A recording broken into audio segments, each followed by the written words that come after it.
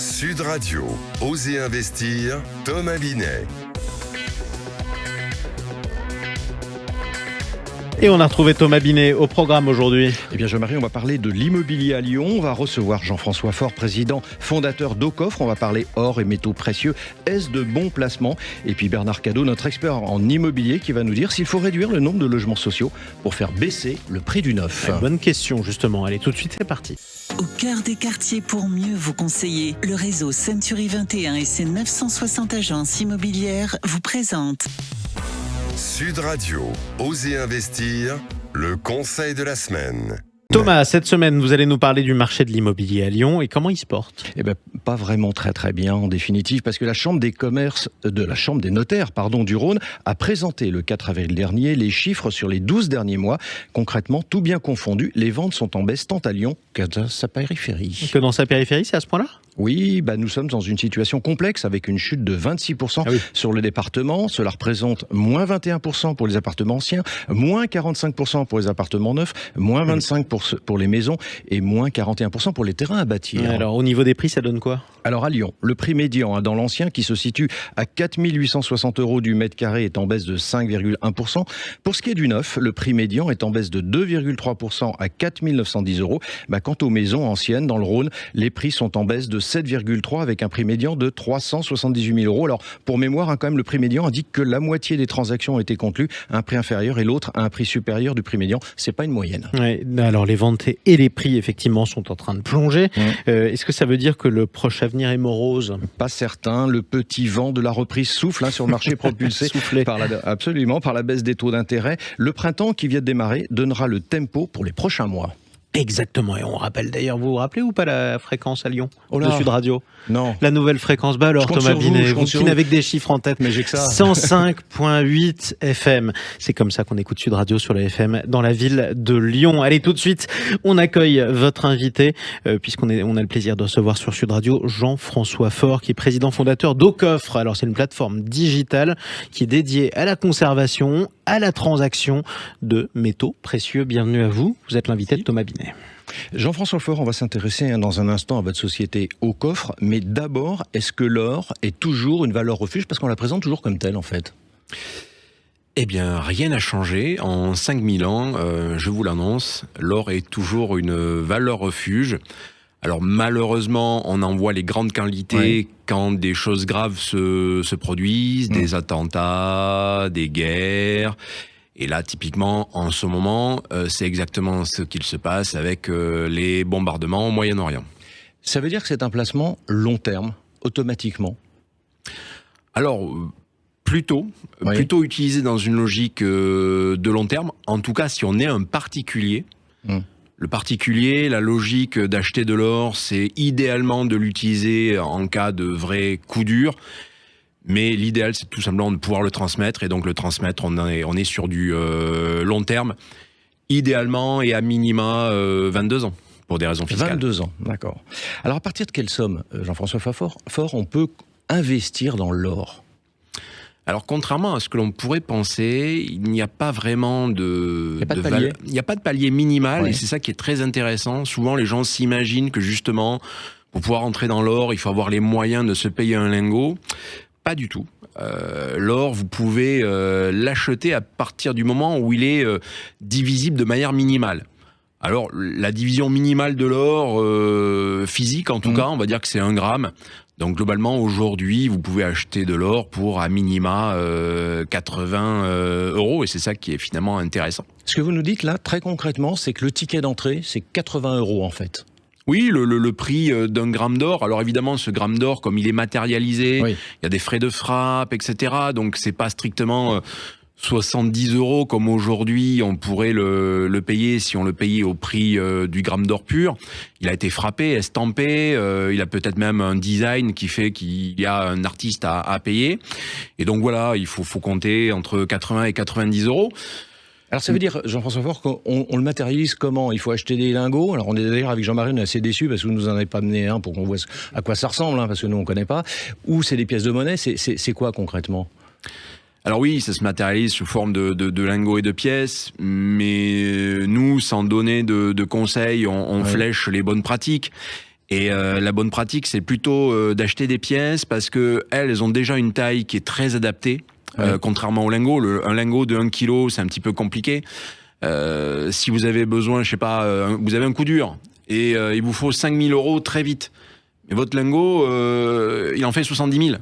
70 000 €. Oui, tout à fait. Oui, effectivement. Donc là, c'est on ou off, c'est 0 ou 70 000. C'est ça. Ça, c'est pas très intéressant, c'est pas subdivisible. Alors que si vous avez un lot de pièces, eh bien, vous pourriez, par petites touches, une pièce après l'autre. Et puis, au passage, profiter de la bonne valeur au bon moment. Parce que votre lingot, quand vous le vendez 70, qui vous dit que vous le vendez au bon moment? Peut-être pas. L'avantage de la pièce, c'est qu'elle, par nécessité, vous la vendez au bon moment, puisque c'est le moment où vous en avez besoin. Et c'est à ça qu'il faut faire attention et qu'il faut cibler. On voit bien que l'or bat tous les records encore actuellement. Est-ce à dire que c'est le moment de vendre pour ceux qui en possèdent?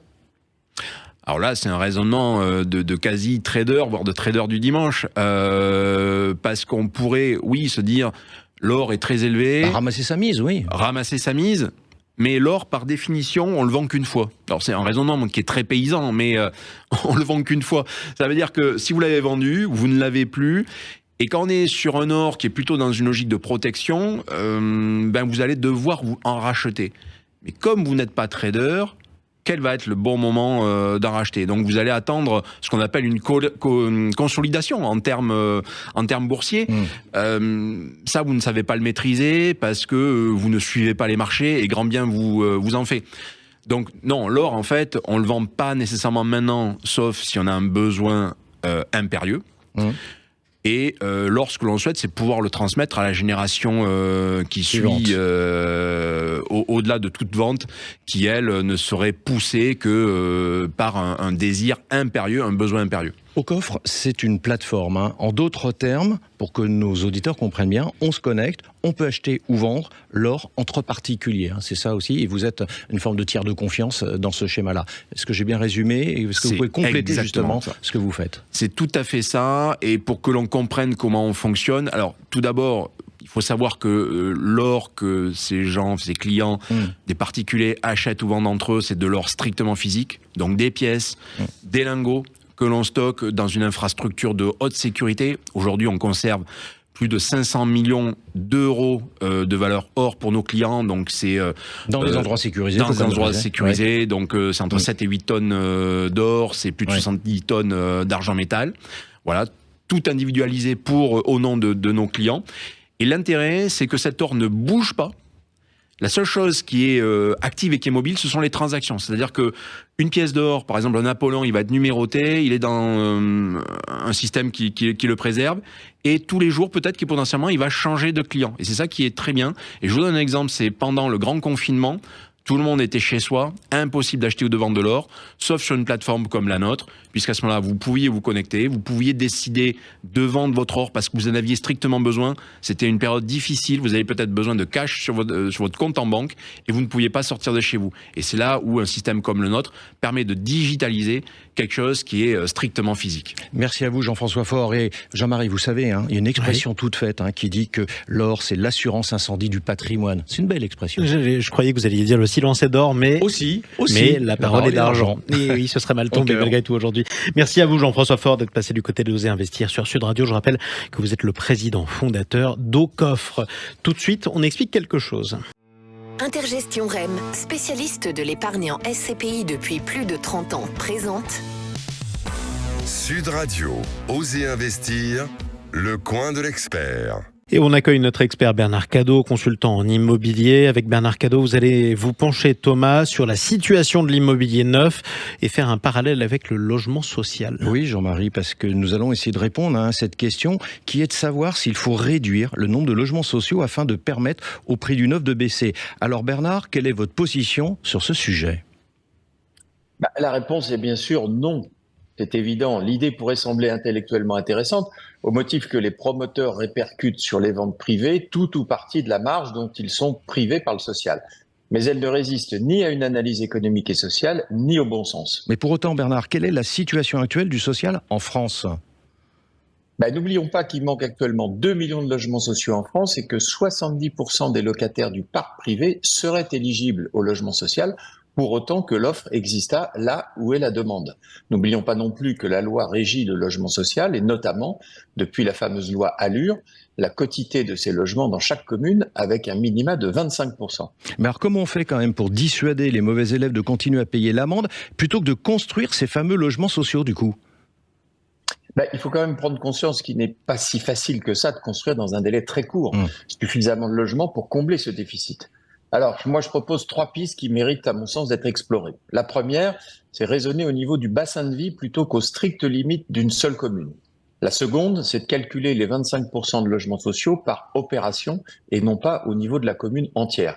Et puis enfin, la dernière, donner aux maires plus de latitude quant à l'attribution des logements dans leur commune. Et un second sujet, Bernard, quand même, ce qui est plutôt d'ailleurs un serpent de mer, qui agite le débat sur la rotation du parc social. Les locataires bénéficient-ils d'un bail à vie ?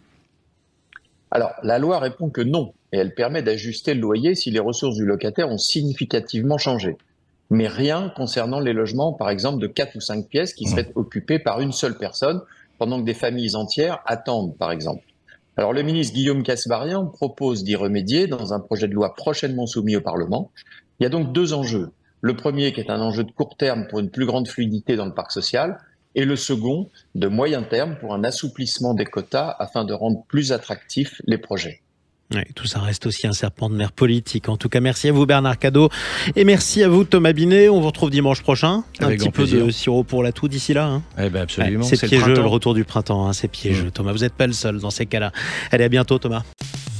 Sud Radio, Osez investir, Thomas Binet.